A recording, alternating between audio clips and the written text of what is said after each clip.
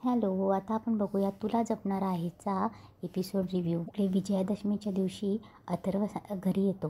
तेव्हा वेदा त्याला मागून भॉक करते आणि बोलते घाबरला बाबा.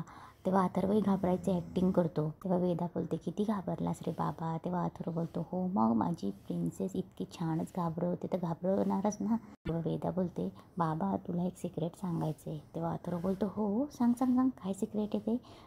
तेव्हा वेदा बोलते बाबा मीरा आई आहे ना, ही एकटी एकटीच बडबडत असते माया मावशीसारखी. माया मावशी पण अशीच बडबड करत असते आणि आई पण. जेव्हापासून तिला कळलं आहे ना की तिची बहीण माया मावशी आहे तेव्हापासून त्या दोघी अशाच बडबडत असतात एकट्या एकट्या. तेव्हा अथर्वलाही आठवतं की मीराला त्याने एकटं बडबडताना पाहिलेलं असतं. वेदा बोलते बाबा तुला एक विचारू, हे जेनेटिक असतं का. तेव्हा अथर्व बोलतो काय काय काय कुठून शिकलास आवड तू. तेव्हा अथर्वला खूप भारी वाटतं. तेव्हा वेदा बोलते आमच्या टीचरने सांगितला. तेव्हा अथर्व बोलतो हो का माझी प्रिन्सेस. तेवढ्यात मीरा तिकडनं येते आणि बोलते की काय चाललं आहे, काय बोलतायत तुम्ही दोघं. तेव्हा ते दोघं बोलतात काय नाही कुठे काय. तेव्हा मीराला सगळं अथर्वचं बोलणं आणि वेदाचं बोलणं अंबिका ऐकत असते. अंबिकाला खूप हसायला येत असतं. अंबिका बोलते की किती मोठी झाली आहे माझं पिल्लू. तेव्हा मीरा आल्यावर अंबिका तिला खुणवते आणि बोलते की आत आल्यावर अंबिका तिला सगळं सांगते की हे दोघं ना तुझ्यावर जासूसी करतायत. ही वेदा खूप जासूसी अगं, ती आधीपासून अशीच करते. ती तिला सांगत असते की आपण बोलतो ना तर तिने बघितलं आहे त्यामुळे तिच्या बापाला सांगत होती की ही एकटी एकटी बडबडत असते म्हणून. आता आपल्याला सावध राहायला पाहिजे. एक काम कर तू काय कर, हे कपडे आहेत ना कपाटात लाव आणि कपाटात लावताना काहीतरी देवीचा मंत्र म्हण. ते मंत्र म्हणताना त्यांनी ऐकलं तर आधी त्यांना वाटेल ही एकटी बडबडत असते, नंतर कळेल की देवीचा मंत्र गाते म्हणून. तेव्हा मीरा बोलते हो. तेव्हा मीरा कपाटात साड्या नेऊन ठेवते आणि सर्व मांगल्य सर्व ते देवीचं नाव घेत असते. तेव्हा वेदा आणि अथर्व गुपचूप बघत असतो. तेव्हा वेदा बोलते बघितलंस ना बाबा एकटी एकटी बडबडते. तेव्हा अथर्व बोलतो अरे हो पण ती देवीचं नाव घेते अगं. तेव्हा मीरा आणि अंबिका पुन्हा दोघी एकमेकांशी बोलताना मीराला खूप हसायला येत असतं. तेव्हा अथर्व आणि वेदा पुन्हा बघतात की ही काय एकटी एकटी हसते म्हणून. तेव्हा अथर्व बोलतो काय झालं हसायला. तेव्हा नेमका मीराच्या हातात फोन असतो. मीरा बोलते जोक ऐकला. तेव्हा वेदा बोलते आम्हाला पण ऐकायचा आहे जोक. तेव्हा अथर्व बोलतो हो आम्हाला पण ऐकायचा आहे जोक. तेव्हा त्या दोघी पुन्हा हसायला लागतात. इकडे माया झोपलेली असते. अचानक तिला जाग येते आणि ती उठते. बघते तर काय तिच्या घरातली पेंटिंग गायब झालेली असते. तेव्हा ती विचार करायला लागते ते ही पेंटिंग कुठे गेली आणि कोणी केलं आहे. तेवढ्यात तिचा दरवाजा वाजतो. दरवाजा उघडते तेव्हा तिथे अनन्या असते. अनन्या बोलते की माया तुला खाली बोलवलं आहे हॉलमध्ये. तेव्हा माया बोलते कोणी बोलवलं आहे. तेव्हा अनन्या बोलते तू ये तर कळेल तुला. तेव्हा माया बोलते बरं ठीक आहे पण मला एक सांग ना ही इथली पेंटिंग गेली कुठे. तेव्हा अनन्या बोलते की तुला सगळं कळेल अगं, ये तू खाली तरी ये. तेव्हा माया बोलते ठीक आहे. माया खाली जाते हॉलमध्ये मीरा आणि अंबिका असते. मीरा अंबिकाला सांगत असते अगं ताई तू हे काय केलं आहेस आणि ही पेंटिंग एवढ्या रात्रीच्या रात्री इकडे का उचलून आणलीस. आधी मला सांगायचं तरी मी कसं करणार आहे. तेव्हा अंबिका बोलते तू टेन्शन नको घेऊ, मी तुला जसं जसं सांगितलं तू फक्त तसं बोल. तेव्हा मीरा बोलते हे ताई अगं असं नको करत जाऊ गं. अगं तुम्हाला आधी सांगितलं तरी असतं, मला भीती वाटते आणि हे जर अथर्वला नाही आवडलं तर.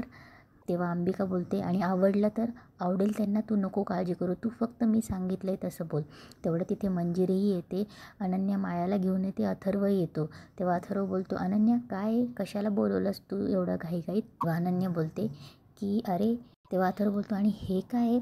तेव्हा अनन्या बोलते सरप्राईज आहे, म्हणजे माझं नाही मीरा वहिनीचं सरप्राईज आहे. तेव्हा अंबिका मीराला खुणवते की बोल म्हणून. तेव्हा मीरा बोलते खरं तर हे सरप्राईज माझं नाही, हा प्लॅन माया ताईचा आहे. तेव्हा माया थोडी शॉक होते. तेव्हा माया बोलते माझा प्लॅन, मी कुठे काय प्लॅन केला. तेव्हा मीरा बोलते अगं ते असं का करते, तू नाही का रात्री मला म्हणाली होतीस आणि ही पेंटिंग मायाताईच्या रूममधले. तेव्हा मायाताई मला रात्री म्हणाली होती की ही पेंटिंगची मला आता गरज नाही, हिच्यामध्ये पण काहीतरी चेंजेस करायचे. तेव्हा माया बोलते मी कुठे असं बोलली. तेव्हा मीरा बोलते तू बोलली नाही का ताई, आणि तू त्या पेंटिंगवाल्या कारागीरला कॉल करून तू त्याच्यात चेंजेस पण करायला लावले. आता मायाताई तू एवढं केलंच तर ती पेंटिंग ओपन कर ना. तेव्हा माया घाबरत घाबरत त्या पेंटिंगजवळ जाते. ते सगळे बघत असतात. तेव्हा मीरा बोलते, अगं ताई ओढ ना तो कपडा आणि दाखव ना काय आहे ते. तेव्हा माया कपडा ओढते आणि तिथे अथर्व सोबत मीराची पेंटिंग असते. तेव्हा माया एकदम शॉक होते. सगळेजण त्या पेंटिंगकडे बघायला लागतात. अनन्याला खूप आनंद होतो. मीरा आणि अंबिकाला खूप हसायला येत असतात. मीरा क्रॉस नजर करून अथर्वकडे बघतं. अथर्वही शॉक होतो. तेव्हा मीरा पुन्हा सांगते की मायाताई मला रात्रीच म्हणाली की आता तिच्या मनात वेदाच्या बाबांबद्दल काहीच नाही ना, म्हणून तिने हे पेंटिंग बनवून घेतलं. तेव्हा अनन्या बोलते, वाव यार माया, मला खूप आवडलं तुझे हे विचार. तेव्हा अंबिका बोलते की मीरा चल आपण तिची मज्जा बघू, तिला विचार ना रात्री तू कसं बनवलं, एका रात्रीत तू कसं बनवून घेतलं म्हणून. तेव्हा मीरा बोलते नको ताई. तेव्हा अंबिका बोलते विचार ना, मी सांगते म्हणून. तेव्हा मीरा बोलते ताई तू हे रात्रीच्या रात्री कसं बनवून घेतलं गं. मायाला खूप चीड आली असते आणि ती जोरात बोलते मी नाही बनवलं हे. तेव्हा मंजिरी तिला तिकडनं खुणवते आणि शांत करते. तेव्हा माया पण पुन्हा तिचे शब्द सावरते आणि बोलते म्हणजे मी नाही बनवलं, हे मी करून घेतलं असं म्हणायचं होतं मला. तेव्हा अनन्या बोलते की वाव माया, मला खूप आवडलं हे. दादा अरे तू इथे का उभा आहेस, बघ ना जा, तुझीच पेंटिंग आहे.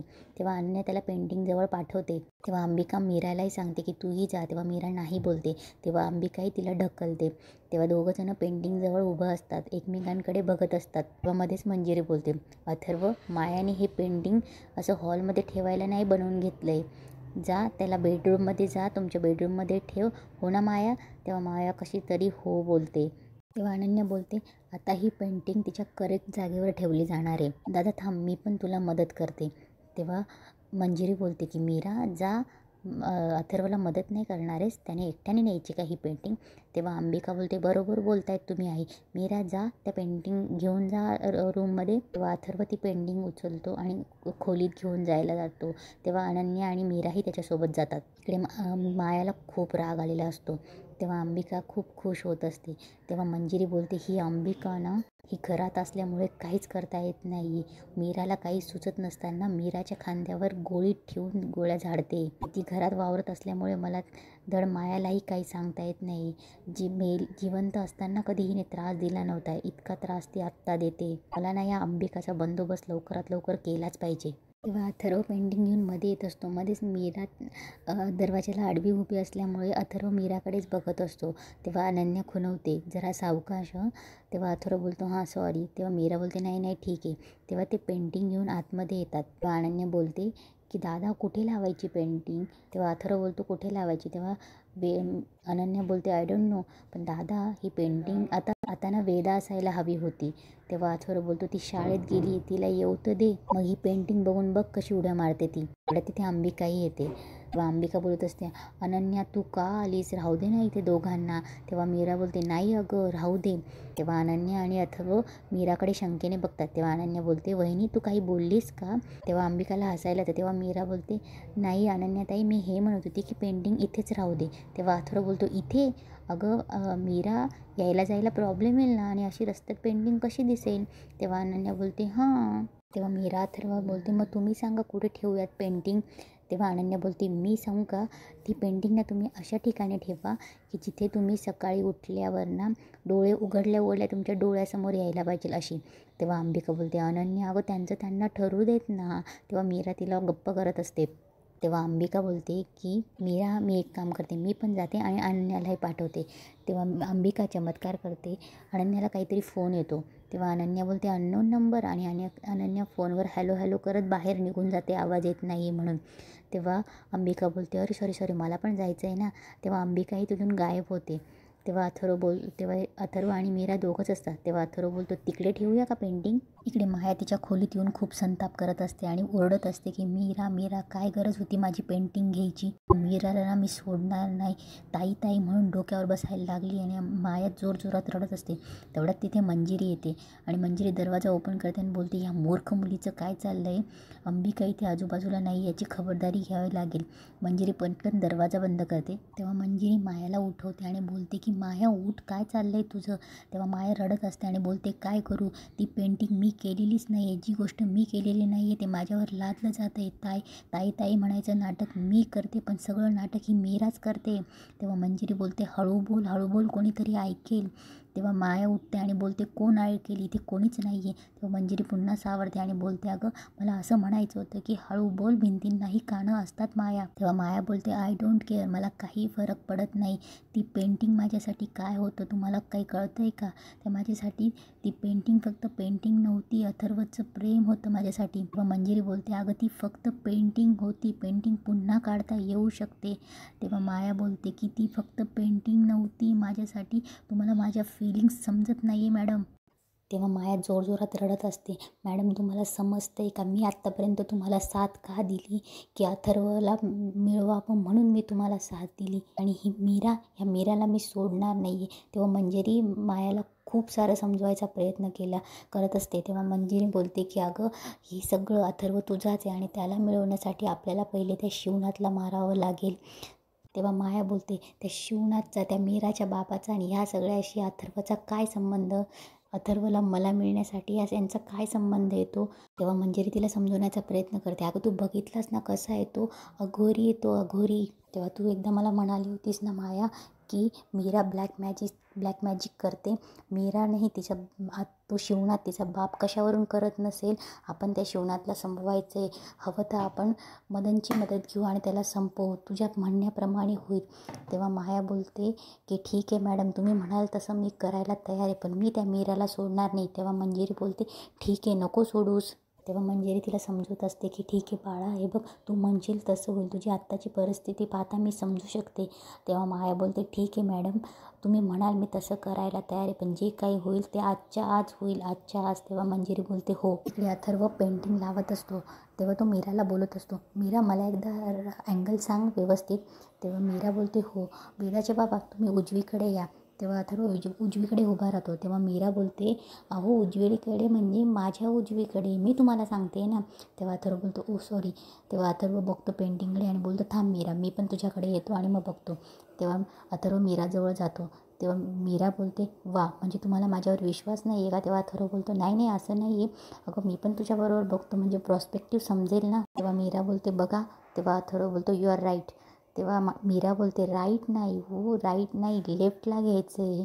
तेव्हा अथर्वला थोडं हसायला येतं. अथर्व मीराकडे बघतो आणि मान हलवतो. तेव्हा अथर्व बोलतो घेतो लेफ्ट. तेव्हा अथर्व पेंटिंग लेफ्टला घ्यायला जातो. पेंटिंगला हात लावणार. तेव्हा अथर्व पेंटिंग अशी लावतो की ती पडणार असं वाटत असतं. तेव्हा अथर्व पाठीमागून पेंटिंग लावत असतो.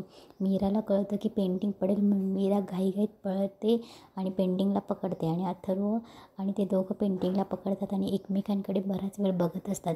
तेवढ्यात अंबिकाही येते. अंबिकाला खूप छान वाटतं त्यांना बघून. तेव्हा मीराचं लक्ष अंबिकाकडे जातं आणि मीरा पटकन हात काढते. तेव्हा अथर्व पेंटिंग लावतो आणि बोलतो परफेक्ट आहे ना. तेव्हा अंबिका बोलते हो एकदम परफेक्ट आहे. तेव्हा मीराही बोलते हो बरोबर आहे, परफेक्ट आहे. तेव्हा अथर्व बोलतो अगं म्हणजे पेंटिंग नाही, पेंटिंग काढणारा मायाने केलेलं काम, असं अथर्व गुंतागुंतीत बोलत असतो. तेव्हा अथर्व आणि मीरा एकमेकांकडे बघत असतात. तेवढ्यात अथर्वला फोन येतो. अथर्व बोलतो केशव काकांचा फोन आहे. अथर्व फोनवर बोलत बोलत बाहेर जातो. तेव्हा अंबिका मीराला बोलते सॉरी मीरा, मी मध्येच आली. आणि काय गं तुम्ही मध्येच आली ना, तुम्ही तर मला वाटलं तुमचं पेंटिंग लावून झालं असेल, तुम्ही तर एकमेकांच्या डोळ्यात हरवला होतात. तेव्हा मीराला लाजायला होतं. तेव्हा मीरा बोलते नाही ताई अगं असं नाही. तेव्हा अंबिका बोलते मीरा मी काही लहान नाही आहे हां, मी बघितलं आहे. तेव्हा अंबिका बोलते मीरा तुमच्या दोघांचं एकमेकांवर प्रेम आहे तर सांगून टाक ना. तेव्हा मीरा बोलते नाही ताई अगं असं कसं सांगायचं. तेव्हा अंबिका बोलते म्हणजे प्रेम आहे हे मान्य केलंस तू. तेव्हा मीराला काही सुचत नसतं. तेव्हा अंबिका बोलते की मीरा अगं तुम्ही दोघं काय अजरामर नाही आहात.